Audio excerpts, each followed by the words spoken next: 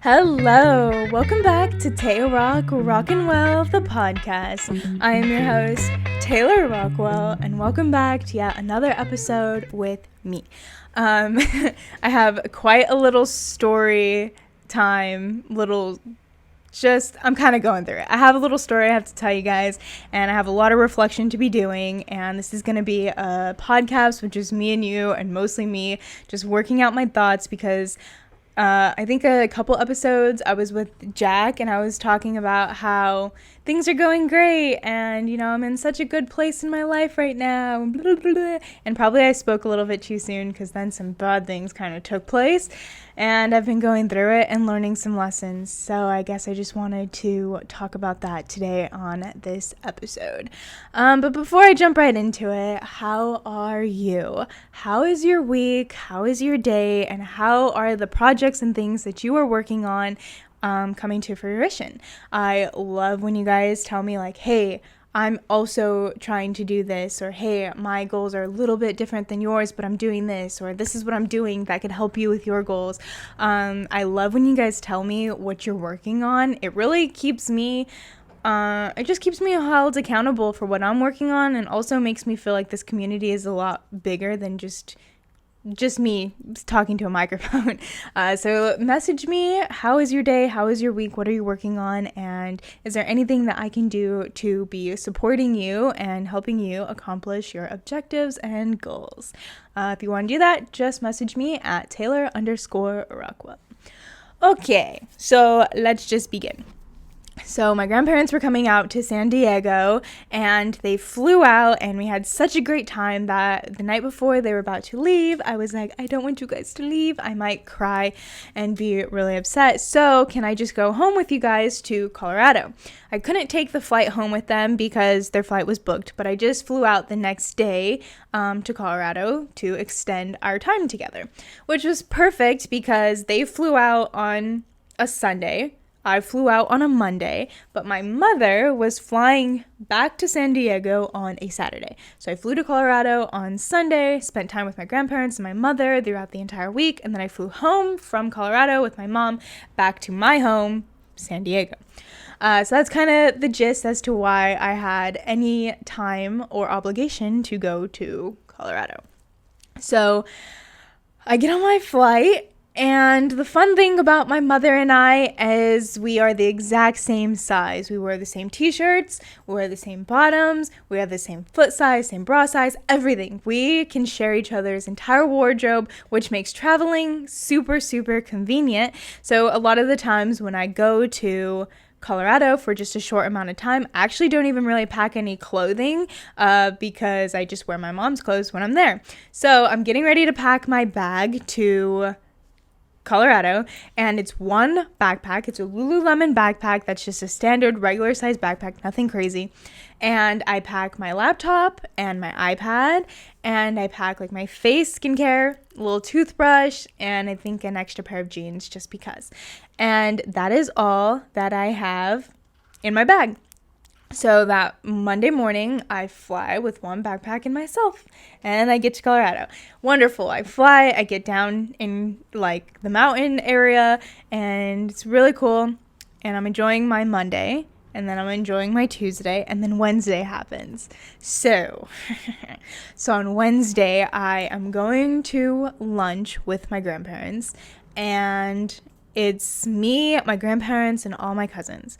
And we're having a good time. We get there, we park, we go enjoy our lunch. Don't know how long we were really in there. But then when we come out, the car that we had driven there in was missing. And by missing, I mean it was broken into and stolen with the one bag that I flew to Colorado with. That one bag happened to be in the car that was broken into and stolen. So that really was just like a huge rainstorm on my trip. I was just in panic mode, we're walking out and it was just weird being like, dude, where's my car? You know, like it was kind of one of those moments, being like, I swear it was right here. Where is it? And kind of like starting to realize what's happening. And then when we got to the parking spot we believed we parked in, we realized there's shattered glass on the car in the parking lot. And then it's all starting to piece together. So then I immediately go into like, all right, how do I fix this problem? And I do find my iPad, find my MacBook. I think I might have an AirTag in that bag. So anyway, that's like immediately where I start. I find out that I actually don't have Find My turned on my iPad and or my MacBook. So if you're listening to this right now, please, please, please, please, please, for the love of everything, go to your Apple products and make sure you turn on Find My, because I thought I had it on and I thought it was going to be easy to locate because I swear I've seen it before in my Find My. But it wasn't. So you have to go to every one of your devices and hit turn Find My on. Please do it, because I wish I would have. And I have then replaced my iPads and stuff, but the first thing I did was hit turn Find My on. So go to your devices right now, stop this podcast and go turn Find My on. And then come back. So that was the first thing I did. Well, these thieves must be really used to stealing cars, going through it and knowing what to do, because by then my devices were all turned off. I even called my cellular service provider. I called them, was like, can you help me find this? They were like, nope, it's not tinging any towers, that must be turned off. And so then I immediately am like, okay, dead end. What's my next thing I can do? My grandmother had like a little State Farm little thing in her windshield that helped track how she does as a driver. That helps give her the best rate. And I was like, oh, perfect. That has to have like a GPS in it. And apparently you have to be driving the car and it has to be connected to your personal cell phone Bluetooth in order for it to track where you're driving. So then that was another dead end. And then Jack was in San Diego, so I was calling him and I was like, can you look up this VIN number? So he was looking up the VIN on the car. He was trying to see the make and model to see if that had some type of GPS in it. And again, another dead end. So in this moment, I'm feeling extremely helpless. I feel like I'm just like gasping for air. It's like, okay, I should be able to find the car because my iPad should have Find My, and then it doesn't. And I should be able to, coulda, shoulda, woulda, kind of like just overwhelmed. And so that left me very emotional. And then so eventually the cops came, whatever, and we made the statement, blah blah blah blah blah, all the fun things. And we essentially went home without the car or any of my belongings. And I'm just trying to refresh my Find My, just trying to think of any other way that I can, I don't know, find where this car is with my stuff in it. And I guess like I was really having a hard time that night and really beating myself up because I'm somebody who's really in tune with my intuition. So I like to think. I really, let my intuition guide me and really take it seriously. And I listen to what I'm trying to tell myself, I guess. And I guess where I'm so frustrated is I parked the car. I went to inside where we were eating, and then I was like, oh, I want a mimosa for breakfast, so I'm going to go back to the car and get my ID, which I did. So I went back to the car, and I grabbed my backpack, and I grabbed my ID, my fanny pack with my ID in it, and I had my backpack in my hand, and I was like, oh, I should take this in, because what if somebody steals it? And I was like, oh, and I was like, just take it in, and I was like, no, I don't want to take it in because what if the bag gets dirty? I don't want to put this big backpack in on the floor. And I was like, it doesn't really match the occasion of like lunch. What if people think I'm stealing? Like, I don't know. I don't know how I talked myself out of it, but I did, which really bothers me because I had like it in my hand and I had the thought. My gut was telling me take it inside, but I chose to ignore it. And instead, I took all the bags that my grandmother had in the back of her car and I hid my backpack under there. Which obviously did absolutely nothing. So that kind of was just like a bummer. I really was having this moment of betrayal. I guess I felt like I was betraying myself by not listening to my intuition because usually my intuition is always right, and I've always learned the hard way that my intuition is right, so I've learned to listen to it. And then in this moment, I still continued not to listen to my intuition, and I don't know, I was just having a lot of self-pity, self-loathing, and just really sad. I was really beat up by this.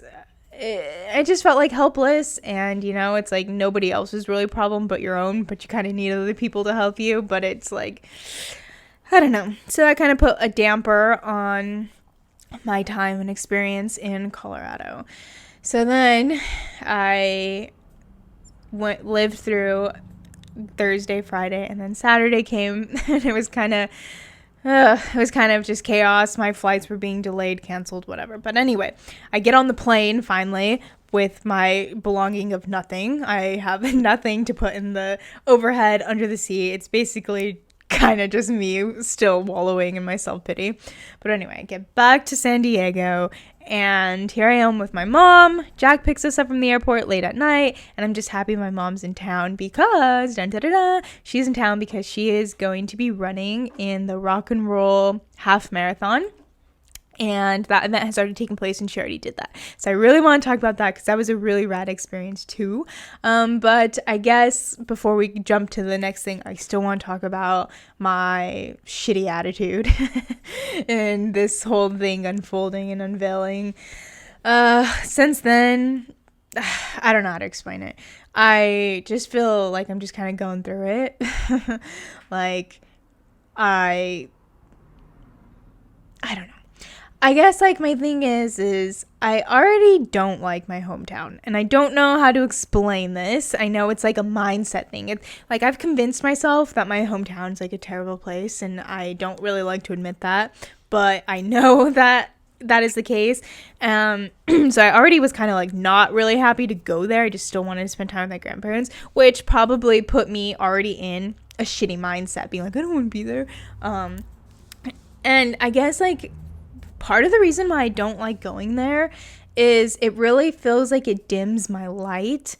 I feel like here in a place such as San Diego, or a place where I feel like I am surrounded with like-minded individuals, I really feel like I thrive here. Like, I feel comfortable, I feel confident, I feel backed up by a good community, I like who I am here, and I just feel the confidence to make big steps and be the person I want to be, and really, like, exercise the new evolved version of myself every day, every week. And when I get to my hometown, I don't know what it is. It's a mindset thing. It's not the actual place, obviously. But when I get there, I just feel like I'm this big, and I feel like my light is like blown out, and I have no momentum. And I think it's, like, simply put as I'm just not spending time with people that are like me, that motivate me, that push me to be the better version of myself. Not really to just talk smack on my hometown, really, but I guess what I'm trying to say is, if you're listening to this and maybe you feel like you just don't fit in where you're at, or you're just like, well, I want to do all these cool things, like maybe I want to be a musician or an artist or whatever it is you want to be, but you feel like you can't because your community or your inner circle kind of dims that light within you. I guess I am trying to say, push yourself out of that comfort zone and go find that community that really lights you and charges you and supports you. Because I've talked about this before on other episodes. This isn't the first time I've talked about how I really don't like my hometown, and that I traveled and moved to a couple different places. I've lived in South Carolina, and then I lived in Virginia, and then when I moved to San Diego, I just felt like home. Like, this place feels like my home. I wouldn't say never, but I probably most likely will never leave San Diego, because I just feel my best here. I just feel like I fully thrive and can be Tayrock, rock and roll here. But I guess I really noticed that shift in my personality. As soon as I got there, I I just really felt like I was little tiny Taylor, and I didn't even like how I presented myself, even in my fashion. I was like, I don't want like my tattoo showing, so I'll wear something long sleeved, or like, oh, I don't really want to be like in a slim fitted shirt because I don't know, like I don't want to be like calling attention. Like, I don't know, my hometown is kind of small, and in my opinion, not very progressive, and individuality is not really enhanced or promoted. So I was trying to take away my individuality and kind of just conform to the culture norms there, and just kind of be very cut and paste of like how everybody else is there. And I don't want that. Like, that is not who I am. And being here in San Diego, everyone is really different and diverse, and it's like a really good rad place to just be who you want to be. So I don't know, I feel like that kind of just is me talking out loud to you. If you're not in a place where you feel promoted and you feel your best version of yourself, go find the community and people that allow you to feel that way. I also feel like that was important to note because it kind of just prefaces that I was in a shitty mood the second I landed. As soon as I landed, I was just like, I don't want to be here. Just throwing a fit, and I'm acknowledging that I shouldn't have done that, because that's probably what kicked off my end to my momentum, what kicked off my good positive vibes, where everything good attracts to me, every opportunity comes to me easily and often. I'm always practicing my affirmations, I'm trying to keep my energy high, I manifest my water, which if you don't do, it's a little witchy, I guess, but sometimes I'm like, and then I drink it. I don't know, everything I've ever whispered to my water has come to fruition. Just saying, I don't know. But anyway, so I already know that being in that lower vibration state and kind of just having a bad attitude probably is what caused me to deserve something like this. And I've learned two things. One, I learned trust your intuition. I wish I would have just listened to myself, and I feel like a lot of betrayal on my chest that I just want to take off myself and kind of like learn the lesson, and next time I'm having such a strong feeling, just listen to it. And two, it taught me that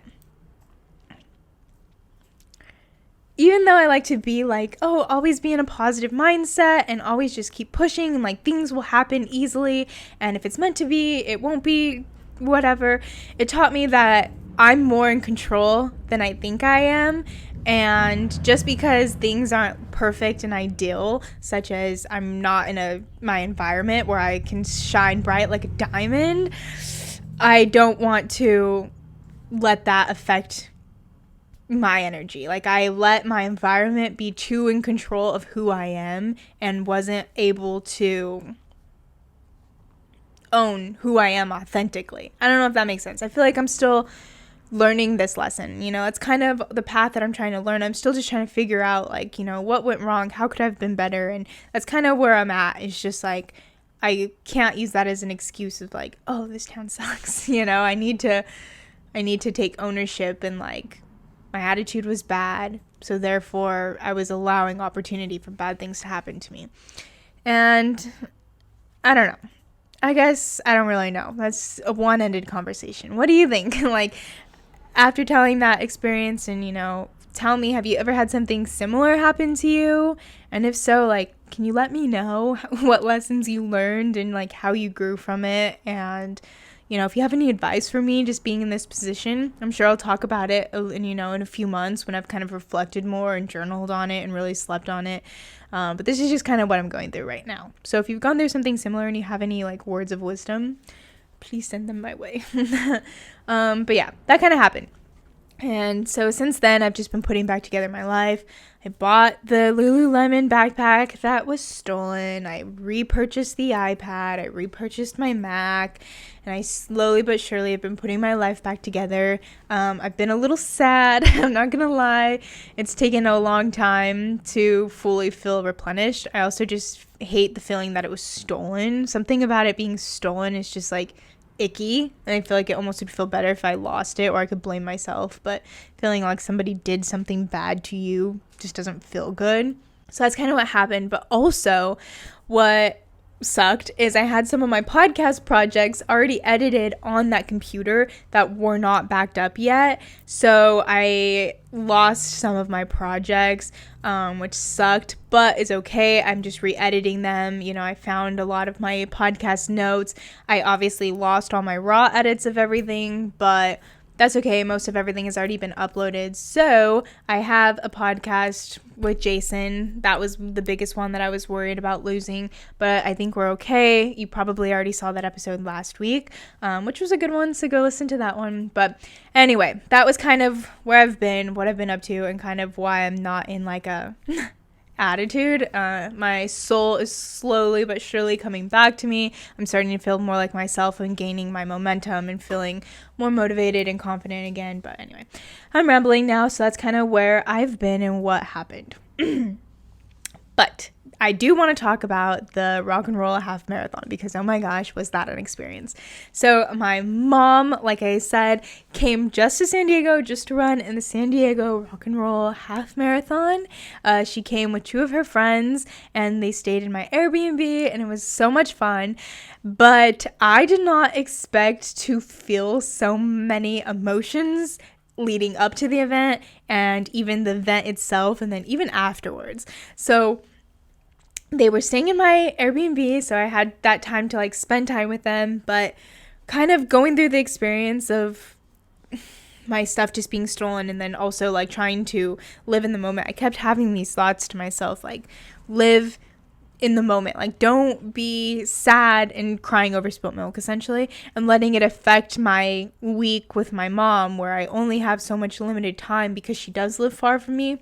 So I kept just telling myself like, live authentically in this moment. And I kept just, every time I'd think about what happened, I'd be like, don't think about that, like try to be better. So I already was kind of like, I wouldn't say overcompensating, but like I was forcing myself to be like extra in a good mood by doing certain activities. So I'd be like, if I was sad, I'd be like, oh, like try to make myself happy and be like, oh, let's do this, you know? So anyway, I feel like that overcompensation actually paid off because I really was forcing myself to like live presently, which I think is why this race made me so emotional because I was so present. So leading up to the race, I was like, oh, I'm going to make some signs. So I made some signs. I'll put them on the screen. This is the beauty of having a visual podcast. So here's a little sign. I think it said like my mom effing rocks and rolls, which is kind of cute. Then I had one that was like, you got this, go Adria. And then like another one that was like, you're almost halfway kind of there. And then I had another one that said, oh, it just said, keep running, go row. That's what it said. So anyway, I had these signs and making them just was like really cool because, I mean, I've done a lot of sports growing up. I played soccer, I played basketball, I ran cross country, I did dance, I did gymnastics. You know, I was the firstborn, so I did it all. But my mom's always been there cheering me on. She's been to all my soccer games, all my recitals, and, you know, always making a big if on, like, what I'm doing and being my biggest cheerleader. So, this was kind of, like, not the first time, but a big time in my life that I was able to support and cheerlead her. So I'm making this sign, and it really means a lot to me because I'm just thinking, like, oh, I really want to let her know, like, how proud I am of her. Oh, my gosh. Jeez. Give me a minute. So I'm really taking this time to just support my mom. Like, I do feel really proud of her. Like,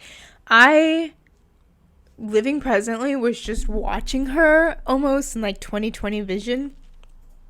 And just, like, purely admiring her. Just thinking, like, my mom is a woman in her 40s. And she takes really good care of herself, and she's really just somebody that I admire, look up to, and watching her not only train, but kind of like talk about this for months and the moment being leading up to now, and just thinking like how proud I am of her and how much I just want to like support her and really see her do good, which just like kind of a lot for me because I just think as a child, I, as a kid, don't have many opportunities to return the favor and gesture of all things my mom has done my entire life. Gosh, I can't keep it together. So anyway, I just never have many opportunities to return the favor of all the things my mom has done and supported me in my life. And this is a rare occasion where I get to almost do exactly what she's done for me for her. So I was so excited. She wanted me to run the half with her, which, I originally was like, oh yeah, I want to. And then I just kind of like talked myself out of it. I feel like I had a lot going on, and I was like, I don't know if I want to add just something else to my mental. So I was just like, no, I just want to support you, and I just want to watch you, which I'm glad I did, because it's such an experience just to be able to support somebody during that journey instead of, living that journey with them. So anyway, I was so excited, made the signs, and then the morning of, we woke up so early, woke up at like 4 a.m, just to get to Balboa Park around, I think her race started at 6. So the race started at 6 in Balboa Park, and then they ended downtown, kind of in Little Italy. They ended downtown area, and it was insane, because so I watched her take off, which was fun, because she's right there. I'm like, go, blah, blah, blah. So then I'm like, okay, next stop is mile 6, and I'm like, okay, I'm gonna GPS to mile 6. So I get back in my car, and the problem is like the course makes like an entire circle, but I was in the circle, so everywhere I was trying to drive out, I couldn't, because the roads were blocked off because I was like in the circle. So I finally got out of the circle, and then had to drive around to where I was. So I wasted so much time just trying to figure out how to get out of the circle and meet her at mile 6.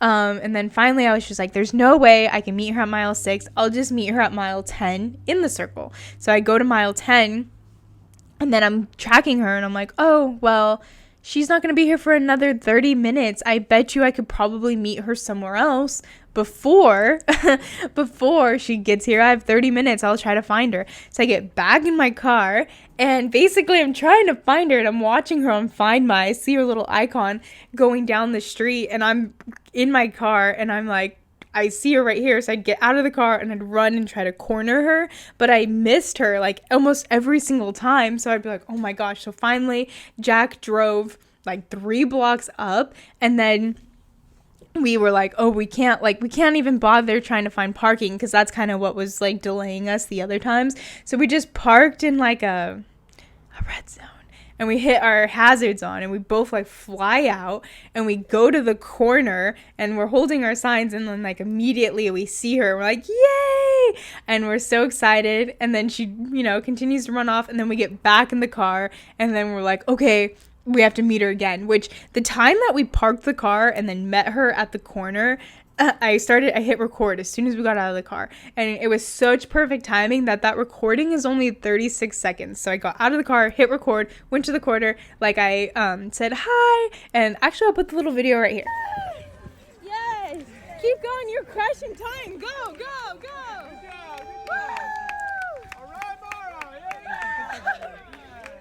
Okay, so that was the video. I literally just like met her at the corner and was just like, hi, so happy, gave her a hug, and then she was off, and then we're back in the car. But then by the time I actually finally found her on the course, she was at mile 9. So I was trying to find her at like mile 6 or 7, and I caught her at mile 9, which I should have just stayed at mile 10 at that point. But anyway, at least I saw her once on the course. I saw her at the beginning, once on the course, and then I was like, okay, I need to beat her to the finish line, because I literally would hate if I didn't see her finish the half marathon. So I drive downtown, we park, and as soon as we get out and we walk to the finish line was like so crowded, so many people, but as soon as we got there, we waited maybe like 5 10 minutes, if that. I was, she was on her last mile. So I see her getting closer and closer, and then sure enough, she finished. And let me tell you, watching people finish half marathons, I've even watched people finish Ironman.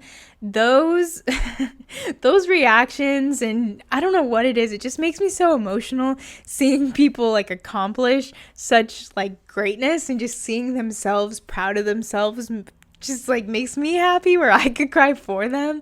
But anyway, so that was kind of the like day. I was just super proud to be able to support my mom. I was able to see her a couple times, and then watching her just do her thing and just be on the sideline of admiration was just, I don't know. It really meant a lot to me. I'm glad that I got to cheer her on and do that. And it was a good way to kind of re-spark my light of feeling like excited about life again after I was just trying to repiece all my missing puzzle pieces that were stolen. But anyway, so I was super excited to be able to support her, but then I was like, oh, I want to run a half marathon. So I signed up for the half marathon San Diego in 2024. So if you are listening to this and you're like, I want to run a half marathon, go sign up. It's the Rock and Roll marathon and half marathon. It's June 2nd of 2004. I signed up for it. Jack signed up for it. My mom already signed up for it, and I'm excited because I think it's going to be such a new opportunity to actually experience the race with her and be able to run it with her instead of just on the sidelines and finding her and chasing her down. So I'm super excited about that. I'm ready to train. The longest I've ever ran was 11 miles, I think, and that's what I'm sitting at. So, and I don't do that often, so I am gonna train just a little bit more. I think after I signed up for it, I was like, oh, I think I want to go to the beach and just run 13 miles just to prove to myself I can do it, and then train and kind of make sure I have the adrenaline and the momentum and practice to be able to run 13 miles again. But after I signed up, I was like, oh shoot, I better make sure I know how to do that. So anyway, that's kind of where I'm at. That's kind of the update with my life. No grand messages to be told right now, but I am going through it, and I will reflect on it, and I try to be self-aware and digest things as they come. So I will continue to reflect, and I will continue to learn my lessons and continue to work on myself to be better and evolve into the person I want to be. So yeah, this is kind of life, and this is my journey. Please, if you have anything similar, any words that you would like to give me, give them to me, because I'm asking for criticism and feedback and any support or motivational words that you have to offer to me in this moment, because I need it. So please message me, Taylor_Rockwell. Anyway, this is it for the podcast. It's a little short one this week, but I just wanted to give you a little update. Sorry for the delays in the podcast, because obviously the projects were stolen, but they have now been recovered and uploaded, and we're back on regular schedule. So thank you for listening. I will see you in the next episode. And something else fun, as I'm going to San Francisco next week, which I have never been to San Francisco before. So I'm super excited to do that. I'm visiting one of my best friends, and it's going to be such a rad time. And she's actually coming back with me, so I might have her on the podcast because she's an interesting character, but I have no promises. But I'm hoping that if I speak it into fruition and tell her, hey, I already mentioned it, that she'd want to do it. So hopefully I get her on the podcast. Anyway, rambling. Have a good rest of your day, and I'll see you in the next episode. Bye.